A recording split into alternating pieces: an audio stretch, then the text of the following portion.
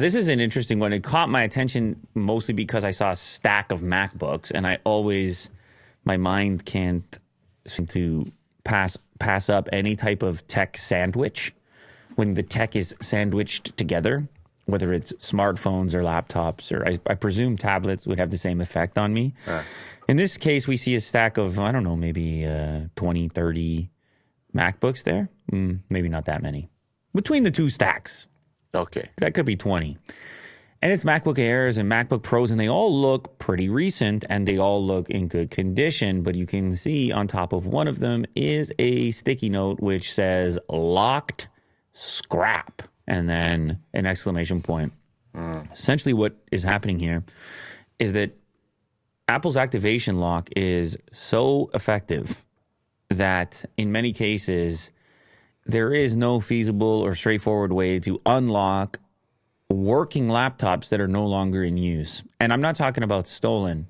What happens in these circumstances is you have many companies that actually would purchase a ton, maybe dozens of MacBooks for employees.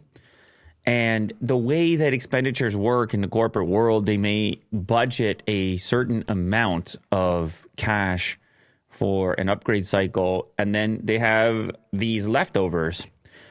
And different recycling firms will come in there and actually purchase these leftovers in hopes that they can turn a value from it and find a new home for somebody to still get some use out of these. As you can see, they're not that old.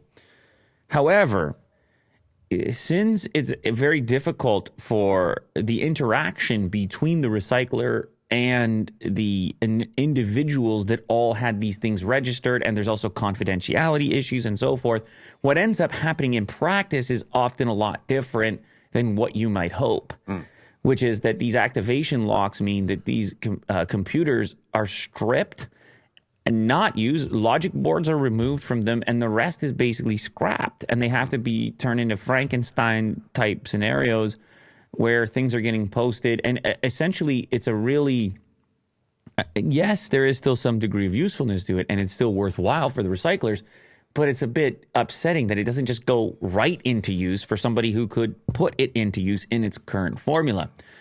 And so essentially what's being proposed here is that more of the emphasis lands on Apple to figure out a way to alleviate these activation locks in these specific scenarios where it's like a corporate account and it's like 100 machines coming from one place to a recycler and not stolen. Now, obviously, there's going to be complications and difficulties with that because there's always going to be bad actors. There's always going to be people misrepresenting the source of these particular things. However, it is a bit of a shame, and obviously it creates unnecessary waste, and many of these components end up not being used in the most efficient manner, which would be to go right back into full-scale use.